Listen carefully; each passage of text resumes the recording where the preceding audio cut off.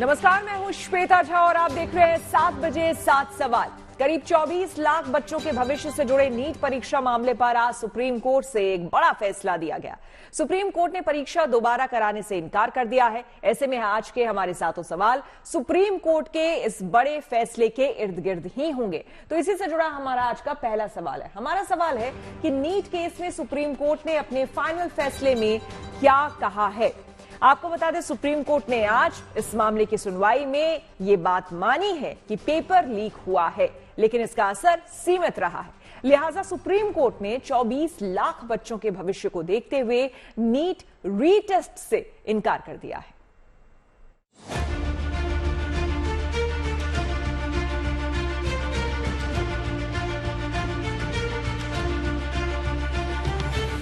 Supreme court में आज NEET मामले पर अहम सुनवाई पूरी हो गई है और देश के मुख्य न्यायाधीश DY Chandrachud, justice JB Pardiwala और मनोज मिश्रा की पीठ ने नीट पर फाइनल फैसला सुना दिया है।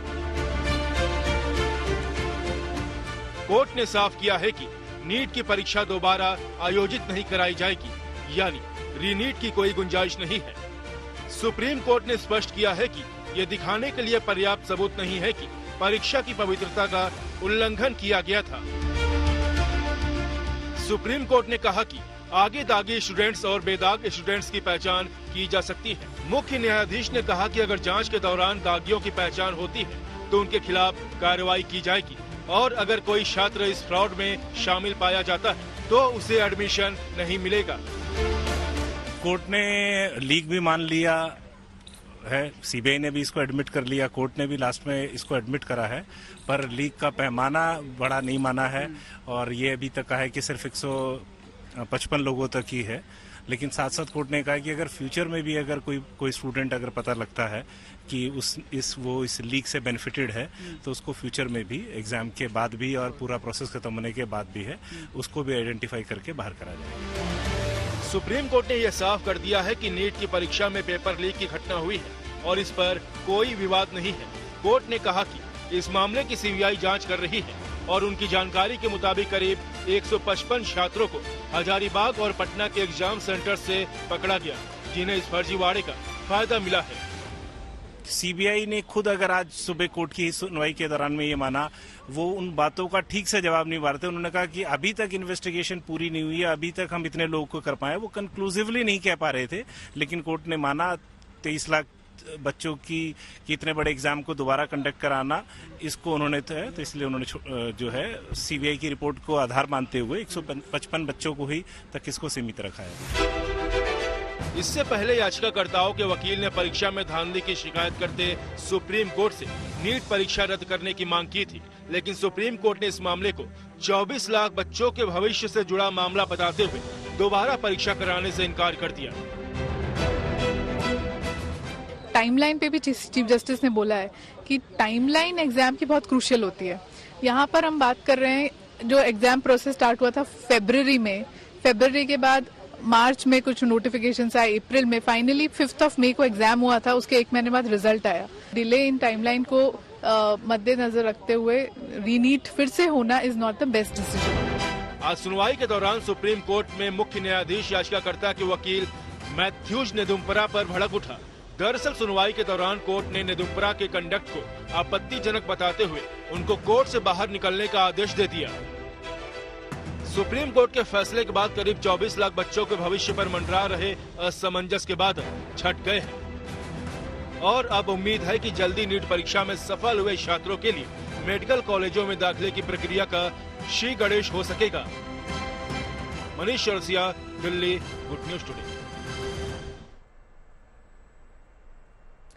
कल नीट परीक्षा में फिजिक्स विषय में पूछे गए एक सवाल को लेकर सुप्रीम कोर्ट ने IIT दिल्ली से जवाब मांगा था, जिसके बाद IIT की कमेटी ने आज सुप्रीम कोर्ट में जवाब दे दिया है। इससे उन 4 अंकों को लेकर छाए संदेह के बादल छट गए हैं। हमारा दूसरा सवाल इसी से जुड़ा है। हमारा सवाल है कि IIT दिल्ली की रिपोर्ट से सुप्रीम कोर्ट में कैसे सुलझा अंकों का हिसाब किताब। आपको बता दें कि सुप्रीम कोर्ट ने एक्सपर्ट कमेटी के जवाब को स्वीकार कर लिया है, जिसमें उस प्रश्न के 4 नंबर विकल्प को सही माना गया है। सुप्रीम कोर्ट के फैसले के बाद उन स्टूडेंट्स के रिजल्ट पर असर पड़ेगा जिन्होंने विकल्प नंबर 2 चुना था और उन्हें एनटीए ने अंक दे दिए थे।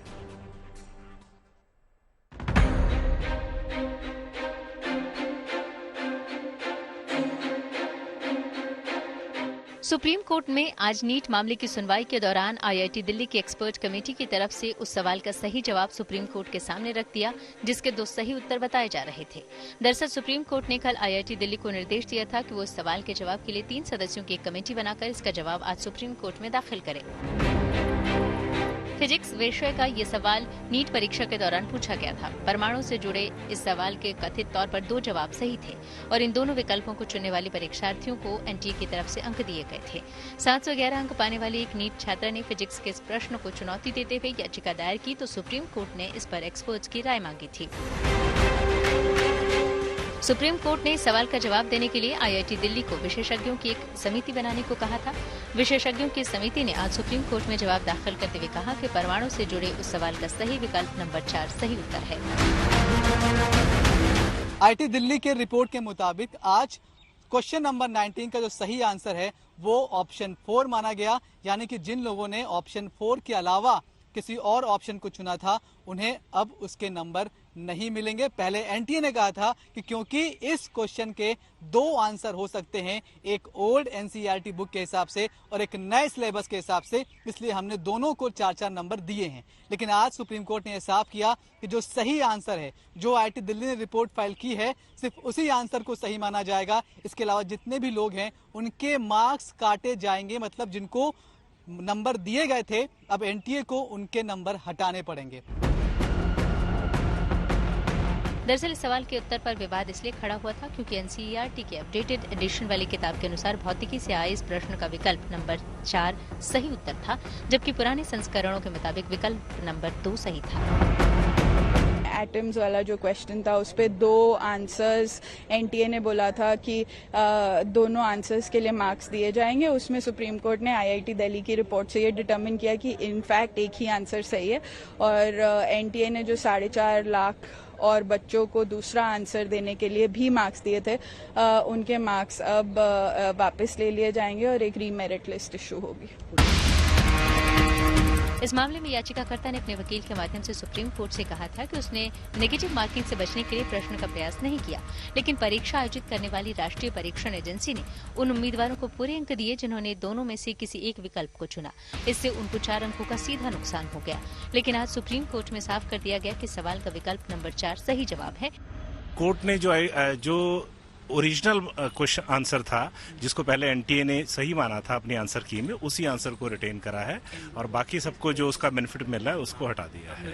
सर आगे इस मामले में क्या और होने वाला है, मतलब कोई कमेटी बनाई गई है, क्या कुछ हो सकता है आगे? जो सरकार की कमेटी है उसी सरकार कमेटी की कंपोजिशन में किसी भी तरह का कोई चेंज नहीं करा गया है और सरकार कोर्ट ने कहा है कि अपने ऑर्डर में उसके बारे में डिटेल जो होगी डायरेक्शंस होगी वो पास करेगी है। नीट परीक्षा पर उठे विवाद की वजह से परीक्षा परिणाम प्रकाशित होने के करीब 1.5 महीने के बाद मेडिकल कॉलेजों में एडमिशन की काउंसलिंग शुरू नहीं हो सकी थी। लेकिन अब जब सुप्रीम कोर्ट ने साफ कर दिया है कि नीट की परीक्षा दोबारा नहीं होगी, तब जल्द ही मेडिकल कॉलेज की सीटों को लेकर काउंसलिंग शुरू हो सकती है। इससे सबसे बड़ा असर पड़ेगा रैंकिंग पर। हमारे पास एक केस भी था क्योंकि सुप्रीम कोर्ट में भी था कि वहां पर एक पिटिशनर थी जिसके 720 आउट ऑफ 720 नंबर आए थे, लेकिन उन्होंने ऑप्शन नंबर 2 को चूज किया था एनटीए के हिसाब से, वो भी सही था। लेकिन आज जब आईआईटी दिल्ली ने रिपोर्ट फाइल की कि उसका सिर्फ एक ही आंसर हो सकता है, आंसर नंबर 4, तो अब AIR 1 वाली रैंक की जो लड़की थी उसकी रैंकिंग में बदलाव आएगा क्योंकि उसके भी अब 4 नंबर काटे जाएंगे और 1 नंबर नेगेटिव मार्किंग होगा, मतलब कुल मिलाकर 5 नंबर उनके काटे जाएंगे। तो कुल मिलाकर उस एक सवाल को लेकर भी अब रैंकिंग में काफी ऊपर नीचे हो सकता है। कैमरामैन जगन्नाथ के साथ Manish Chaurasia, good news today, supreme court, Delhi. NEET परीक्षा पर चल रहे बवाल के बीच आज पश्चिम बंगाल विधानसभा में इस मामले पर एक प्रस्ताव लाया गया। यह प्रस्ताव तृणमूल कांग्रेस नेताओं की तरफ से लाया गया है। ऐसे में हमारा तीसरा सवाल इसी से जुड़ा है और हमारा सवाल है कि पश्चिम बंगाल विधानसभा में नीट को लेकर क्या प्रस्ताव लाया गया है। इसके बारे में ज्यादा जानकारी दे रहे हैं कोलकाता से हमारे संवाददाता ऋतिक मंडल। नीट परीक्षा में हुए घोटाले को लेकर पश्चिम बंगाल विधानसभा में मंगलवार नेशनल टेस्टिंग एजेंसी यानी एनटीए के खिलाफ एक रेजोल्यूशन प्रस्ताव लाया गया, जिसके बारे में चर्चा बुधवार विधानसभा के अंदर में होना है। दरअसल ये प्रस्ताव तृणमूल कांग्रेस सत्तारूढ़ पार्टी बंगाल के उनकी तरफ से लाया गया है। बंगाल सरकार के कई सारे मंत्रियों ने विधानसभा के अंदर इस तरीके से जो है एक एनटीए के खिलाफ ये रेजोल्यूशन प्रस्ताव बाकायदा उन्होंने लाया है। उनका कहना है कि जिस तरीके से इस तरीके से जो परीक्षा हुए हैं यानी एनटीए द्वारा यानी नेशनल टेस्टिंग एजेंसी द्वारा की गई तमाम जितने भी पूरे देश भर में जो एलिजिबिलिटी टेस्ट है उसको उसमें जो है उसका जो फ्री एंड फेयर जो परीक्षा है उसको करवाने में ये एजेंसी वो असक्षम है और जिसके चलते बंगाल सरकार की तरफ से उनका कहना है कि वो चाहते हैं कि जो मेडिकल की परीक्षा है वो जॉइंट एंट्रेंस परीक्षा द्वारा ही की जाए। सीबीआई ने इस मामले में आपको बता दें अब तक कई लोगों को गिरफ्तार किया है, जिसमें एम्स और रिम्स के एमबीबीएस छात्र भी शामिल हैं। उनसे पूछताछ चल रही है, लेकिन सीबीआई के हाथों अभी तक गिरफ्तार नहीं हुआ है पेपर लीक का किंग पिन यानी कि संजीव मुखिया। ऐसे में हमारा चौथा सवाल इसी से जुड़ा है। हमारा सवाल है कि पेपर लीक में कहां तक पहुंची है सीबीआई की जांच। इस पर ज्यादा जानकारी दे रहे हैं पटना से हमारे संवाददाता आदित्य वैभव। नीट पेपर लीक मामले में सीबीआई की तफ्तीश जारी है और सबसे बड़ी बात यह कि सीबीआई के जो अफसर है वो लगातार कड़ियों को जोड़ने में लगे हुए हैं। सबसे बड़ी बात आपको ये बताएं कि ये जो तफ्तीश है आर्थिक अपराध इकाई ने सीबीआई से पहले की थी और सबसे पहले इस तफ्तीश को शास्त्री नगर पुलिस पटना ने शुरू किया था। आपको बताएं कि ये पटना पुलिस ही थी जिसने पहली अरेस्ट की थी और जिसने पहली बार ये बात सामने आई थी कि साफ तौर पर इस क्वेश्चन पेपर को लीक किया गया है और उसके बाद से सेफ हाउसेज में ले जाकर सॉल्व्ड आंसर्स के साथ दिया गया है। सबसे बड़ी बात आपको यह बताएं कि सीबीआई की तफ्तीश अब तक कुल 3 बिंदुओं पर चल रही है। पहला बिंदु यह है कि आखिर कौन है वो लोग जिन्होंने कैंडिडेट्स को और उनके पेरेंट्स को अप्रोच किया। दूसरा बिंदु है कि आखिर कौन है वो लोग जिन्होंने क्वेश्चन पेपर लीक किया और कहां से किया। और तीसरा बिंदु है कि आखिर कौन है वो लोग जिन्होंने इस प्रश्न पत्र को सॉल्व किया। तो सबसे बड़ी बात यह कि अब तीनों कड़ियां जुड़ती हुई दिख रही हैं, लेकिन सबसे बड़ा सवाल यही है कि जो किंगपिन संजीव मुखिया बनकर सामने आया था वो अब तक फरार है और सीबीआई के शिकंजे अब तक उस तक नहीं पहुंच पाए। सुप्रीम कोर्ट के आदेश पर एनटीए ने नीट परीक्षा के परिणाम को केंद्रवार जारी करने का आदेश दिया था। सुप्रीम कोर्ट के आदेश के बाद एनटीए ने जब रिजल्ट जारी किया तो कई चौंकाने वाले आंकड़े सामने आए। ऐसे में हमारा 5वां सवाल इसी से जुड़ा है। हमारा सवाल है कि रिजल्ट पर एनटीए द्वारा जारी किए गए आंकड़ों में क्या खास है। आपको बता दें ये परिणाम चौंकाने वाले जरूर थे, लेकिन फिलहाल इसमें किसी तरह की गड़बड़ी के कोई सबूत नहीं मिले हैं।